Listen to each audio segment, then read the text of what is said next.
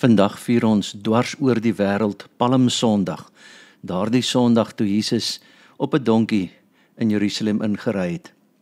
Jesus betree nou sy laaste week voordat hy gekruisig word. Ja, die donderdag aand het hy die nagmaal ingestel, deurnag in die tuin van Getsemane geworstel en toe is hy gevange geneem. Ons lees uit Lukas 19 van vers 29 af. Toe Jesus naby Betfage en Betanië teen die Olyfberg kom, stuur hy 2 van sy disippels met die opdrag: gaan na die dorpie daar oorkant, by die ingang sal julle 'n vasgemaakte donkie vol vind, waarop niemand nog ooit gesit het nie. Maak hom los en bring hom hierheen. As iemand julle vra, waarom maak julle hom los, moet julle so antwoord: die Here het hom nodig. Die 2 wat gestuur is, het daarheen gegaan en het aangetref net soos hy vir hulle gesê het. Toe hulle die donkie verlos maak, vra sy eienaars vir hulle: waarom maak julle die donkie verlos? Hulle het geantwoord: die Here het hom nodig. Hulle het toe die donkie vol na Jesus geneem. Hulle het hulle boklere oor die donkie vol gegooi en Jesus laat opklim. Soos wat hy ry, het hulle boklere op die pad voor hom oopgesprei. Toe hy al naby die afdraande teen die Olyfberg kom, het die hele skare disippels God vol vreugde hardop begin prys oor al die kragtige dade wat hulle gesien het. Hulle het uitgeroep: geseënd is die koning, hy wat kom in die naam van die Here, vrede in die hemel en heerlikheid in die hoogste. Sommige van die fariseërs in die skare het egter vir Jesus gesê: meester, berus by u disippels. Maar hy het geantwoord: ek sê vir julle, as hulle stil bly, sal die klippe dit uitroep. Tot sover. Palmsondag is die eerste dag van die mees betekenisvolle week op ons Christelike kalender. Ons begin hierdie reis op Palmsondag, waar Jesus met koninklike waardigheid Jerusalem binnegery het. Kom ons kyk na die toneel in Lukas 19, waar ons 'n verhaal vind wat so ryk is aan simboliek, dat dit ons geloof opnuut aanraak en verdiep. In vers 29 tot 34 lees ons hoe Jesus 2 van sy disippels vooruitstuur met 'n baie spesifieke opdrag. Gaan na die dorpie daar oorkant, by die ingang sal julle 'n vasgemaakte donkie vol vind, waarop niemand nog ooit gesit het nie. Maak hom los en bring hom hierheen. Let op hoe noukeurig Jesus se opdrag is. Die disippels het gevind presies wat Jesus gesê het hulle sou vind. Hierdie is nie blote toeval nie. Elke aspek van Jesus se intog in Jerusalem was deel van God se sorgvuldige plan wat reeds eeue tevore deur die profete voorsien is. Die koning wat kom, beheer elke aspek. Niks is toevallig nie. Die donkie is nie maar net 'n gerieflike vervoermiddel nie, dis 'n vervulling van Sagaria 9 vers 9. Daar staan: jubel Jerusalem, kyk, jou koning kom na jou toe. Hy is regverdig en die oorwinnaar, hy is nederig en ry op 'n donkie, op die hingsvul van 'n donkie Mary. Hierdie gedeelte herinner ons daaraan dat God in beheer is van elke aspek van ons lewens ook. Niks gebeur per toeval nie. Selfs daardie onverwagte uitdagings wat jou pad kruis, is deel van God se plan. Hy weet waarheen hy jou lei. In vers 35 tot 36 lees ons: hulle het toe die donkie vol na Jesus geneem. Hulle het hulle boklere oor die donkie vol gegooi en Jesus laat opklim. Soos wat hy ry, het hulle boklere op die pad voor hom oopgesprei. Hier sien ons 'n merkwaardige teenstelling. Jesus, die koning van konings, ry Jerusalem binne, nie op 'n majestueuse perd soos 'n veroweraar sou doen nie, maar op 'n nederige donkie. Watter soort koning is dit? Hierdie is 'n koning wat mag herdefinieer. Sy mag lê nie in militêre vertoon of wêreldse rykdom nie, maar in nederige diens en selfopofferende liefde. Die disippels plaas hulle klere op die donkie, 'n spontane daad van eerbetoon. Die ander mense gooi hulle klere op die pad, 'n daad wat herinner aan die kroning van Jehu in 2 Konings 9 vers 13. Hulle erken Jesus as koning, maar hulle verstaan nie ten volle watter soort koning hy is nie. In daardie tyd was die donkie 'n simbool van vrede, terwyl die perd 'n simbool van oorlog was. Konings wat op oorlogstogte vertrek het, het op perde gery. Wanneer hulle in vrede gekom het, het hulle op donkies gery. Jesus, die vredevors, kom nie net om vrede tussen God en die mens te bring nie, maar ook om ons stikkende wêreld te genees. In 'n wêreld wat status, mag en uiterlike vertoon aanbid, kom Jesus en draai alles op sy kop. Hy wys vir ons dat ware grootheid in nederigheid lê, ware mag lê in diens en ware leierskap lê in liefde. Dink aan Jesus se eie woorde in Matteus 20 vers 28. Die Seun van die mens het nie gekom om gedien te word nie, maar om te dien en sy lewe as losprys vir baie te gee. Hierdie dienende koning daag elke konsep van menslike mag uit. Ja, Jesus se voorbeeld daag ons uit. Hoe definieer ons sukses? Jag ons status in erkenning na of streef ons na die nederige pad van diensbaarheid? Die pad na geestelike grootheid loop deur die vallei van nederigheid. Luister mooi. Die pad na geestelike grootheid loop deur die vallei van nederigheid. En nou volg die lofsang wat nie stilgemaak kan word nie. In vers 37 tot 38 lees ons: Toe hy al naby die afdraande teen die Olyfberg kom, het die hele skare disippels God vol vreugde hardop begin prys oor al die kragtige dade wat hulle gesien het. Hulle het uitgeroep: Geseënd is die koning, hy wat kom in die naam van die Here, vrede in die hemel en heerlikheid in die hoogste. Hier sien ons 'n spontane uitbarsting van lofprysing. Die menigte kon hulle self nie bedwing nie. Hulle moes God prys. Hulle is nie opgesweep nie. Hulle lofprysing was nie georganiseer of beheer nie. Dit was 'n oomblik van egte, onbedwingbare vreugde. Die menigte het die wonderwerke van Jesus gesien en nou sien hulle hom Jerusalem binnegaan volgens die beloftes van hulle profete. Hoe kan hulle stil bly? Let op dat die disippels praat van die kragtige dade wat hierdie mense gesien het. Hulle het gesien hoe die blindes kon sien, die verlamdes kon loop, hoe melaatses genees is.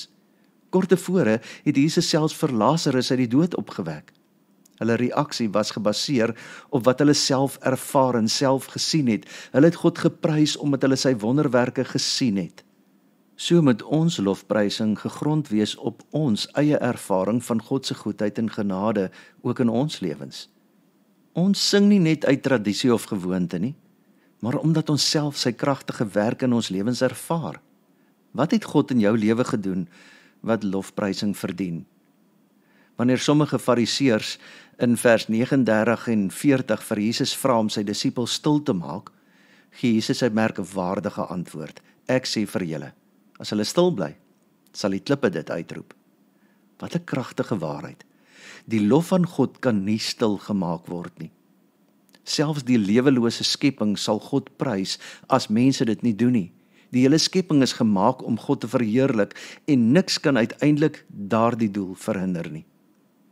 Hier sien ons 'n skerp kontras tussen die disippels en die fariseërs. Die disippels kon nie help om God te prys nie. Die fariseërs wou die lofprysing stil maak. Die een groep het die aanwesigheid van die Messias, die verlosser, herken en daarop gereageer. Die ander groep was blind vir wie Jesus werklik was. Selfs vandag is daar diegene wat poog om die evangelie te onderdruk, om God se werk te bevraagteken, om lofprysing stil te maak. Maar soos Jesus sê, as die mense stil bly, sal die klippe dit uitroep. Hierdie teks vra van ons, wat verhinder ons lofprysing? Wat verhinder jou lofprysing? Nie net deur liedere nie, maar veral deur jou lewe. Is ons stemme stil wanneer dit behoort uit te roep in aanbidding? Het ons die verwondering verloor oor wie Jesus is en wat hy vir ons in ons lewens gedoen het? Loof en prys en aanbid ons hom nog, omdat hy vir ons aan die kruis gesterf het, die dood oorwin het, verlossing vir ons gebring het, ons kom vul het met sy Heilige Gees. Hierdie gedeelte gaan nog verder. Het vertel van hierdie koning wat op die donkie ry, reguit na sy kruisiging toe. Te midde van al die feestelikheid van daardie dag, moet ons onthou waarheen Jesus op pad was. Hierdie was nie 'n glorieryke oorwinningstog wat sou eindig in 'n kroning met 'n goue kroon nie. Jesus was op pad na Golgotha, waar hy gekroon sou word met dorings. Die skare het uitgeroep: Geseënd is die koning, sonder om te besef dat hierdie koning gekom het om sy lewe te gee vir ons verlossing. Hulle het Hosanna geroep, red ons nou, sonder om te verstaan dat hulle sou red nie deur mag te vertoon nie, maar deur in 'n kruis te sterf. Dit was 'n kreet om verlossing. Maar die soort verlossing wat Jesus sou bring, was nie die politieke bevryding van Romeinse oorheersing wat baie verwag het nie. Dit was 'n dieper verlossing. Bevryding van sonde, dood en die mag van die bose. Jesus het presies geweet wat voorlê. Lukas vertel vir ons selfs dat Jesus later oor Jerusalem gehuil het, omdat hy geweet het dat die stad wat hom nou verwelkom, hom binnekort sou verwerp. Hy het die kruis voor hom sien staan, saam met al die pyn en die lyding wat dit sou bring. Dieselfde skare wat op Sondag Hosanna geroep het, sou binne 'n paar dae kruisig hom skree.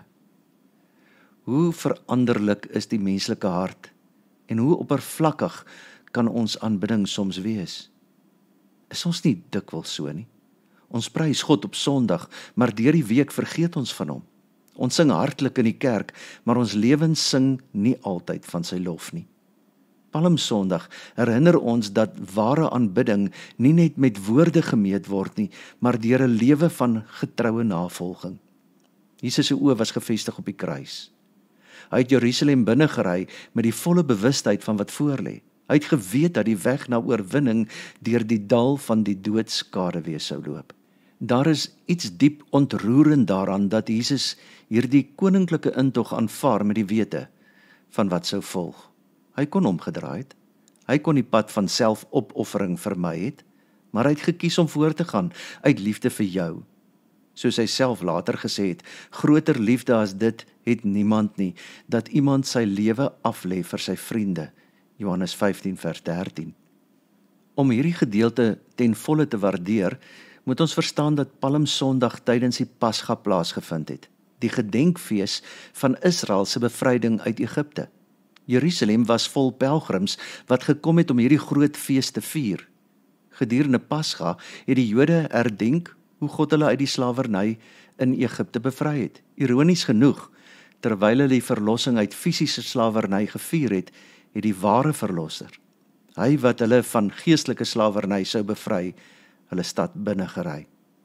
Tydens Pasga is daar lammers geoffer as herinnering aan die bloed van die lam wat die Israeliete se deure in Egipte gemerk het om hulle van die doodsengel te red. Jesus, die lam van God, het Jerusalem binnegekom om die laaste en volmaakte Pasga-offer te word. Die roete wat Jesus gekies het, was ook simbolies. Hy het Jerusalem van die Olyfberg se kant af binnegekom, die berg wat volgens Sagaria 14 vers 4 die plek is waar die Messias, die Verlosser, sal verskyn wanneer hy kom om sy koninkryk te vestig. Die vraag is net, het hulle die volle implikasies daarvan verstaan en vandag verstaan ons vandag die volle implikasies daarvan? Wat beteken Palmsondag vir ons in 2025?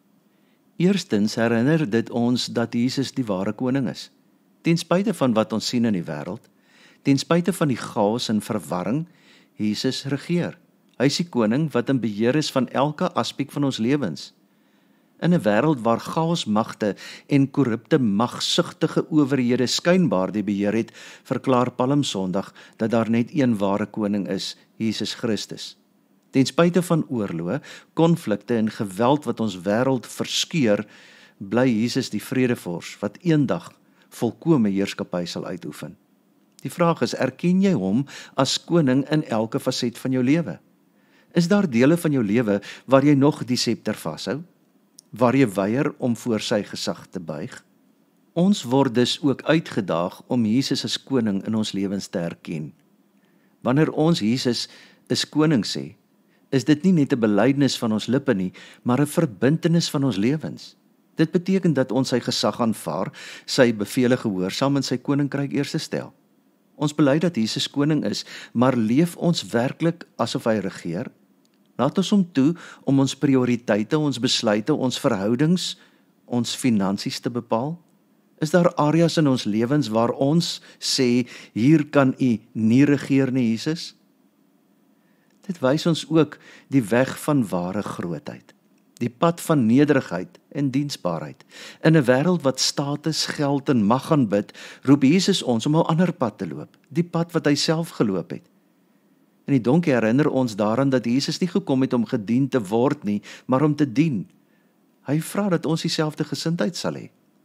In 'n kultuur wat trots en selfverheffing aanmoedig, daag die evangelie ons uit om nederig te wees, om ander hoër as onsself te ag, om ons lewens in diens van God en ons naaste te stel.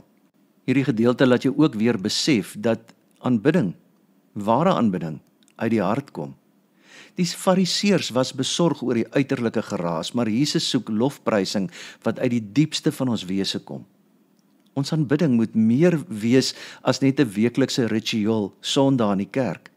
Jou aanbidding moet 'n lewenstyl wees. Dit moet 'n uitdrukking wees van 'n hart wat waarlik vir Jesus ken en liefhet. Wat is die kwaliteit van jou aanbidding? Is dit 'n emosie wat kom en gaan, of is dit 'n diep toewyding wat vas staan selfs in moeilike tye? Ons word ook geleer dat ware navolging van Jesus nie altyd maklik is nie. Die skare was entoesiasties op Palmsondag, maar teen Vrydag het hulle weggedraai. Ware Christendom vra volharding. Die mense wat Jesus verwelkom het, het nie besef watter prys hy sou betaal nie. Maar Jesus het geweet. En tog het hy voortgegaan. Uit liefde vir jou en my het hy die pad na die kruis gestap. Hy vra ons nou om ons kruis op te neem en om te volg. Maar Palmsondag herinner ons ook dat ons pad na oorwinning dikwels deur swaar kry en lyding loop. Jesus se intog op die donkie in Jerusalem was die begin van 'n week wat by die kruis sou eindig. Maar daardie kruis het nie die finale woord gesê nie. Na die kruis was daar ook 'n opstanding. Hosanna, geseënd is hy wat kom in die naam van die Here. Mag dit wees wat jou hele lewe elke dag uitskree. Amen. O Here, ons besef nie wat U vir ons gedoen het nie. Ons besef nie wat dit beteken dat U koning is nie. Ons besef nie eers altyd wat dit beteken dat U ons lewens in die hande hou nie. Soms is ons so besig met dit wat ons nie het nie. Soms is ons so besig met dit wat ons graag wil hê. Soms is ons so magsbehep dat ons U nie meer raak sien nie. En dat ons die mense rondom ons ook maar net raak sien vir wat ons dink hulle behoort te wees. Dankie Here, dat U vir ons aan die kruis gesterf het. Dankie Here, dat U uit die dood uit opgestaan het. Dankie Here, dat aan die regterhand van die Vader sit en vir ons intree. En dankie Here, dat U Heilige Gees oor ons uitgestort het. Dankie Here, dat ons weet dat U weer gaan kom om ons te kom haal. Maar intussen tyd, Here, help ons dat ons 'n lewenswyse sal leef, wat U loof en prys in alles wat ons doen, dink en sê. Amen. Die Here sal julle seën en julle beskerm. Die Here sal tot julle redding verskyn en julle genadig wees. Die Here sal julle gebede verhoor en aan julle vrede gee. Amen.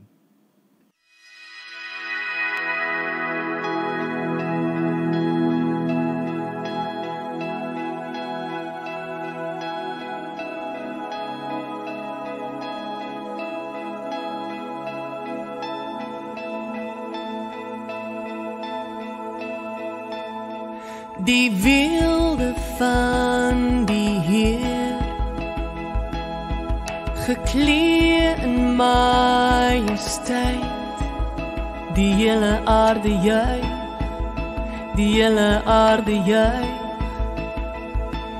Hy klee homself met lig en duisternis moet vlug. Begin en die einde, begin en die einde. Hoe groot is ons God, ons sing, hoe groot is ons God, almal sal sien, hoe groot is ons God.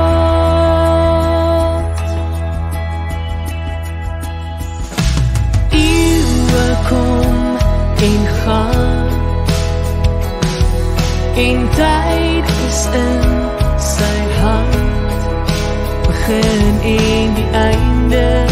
begin en die einde, die Godheid, drie in een. O, Vader, Gees en Seun, die leeu en die lam, die leeu en die lam. Hoe groot is ons God, ons sing, hoe groot is ons God, almal sal sien, hoe groot is ons God.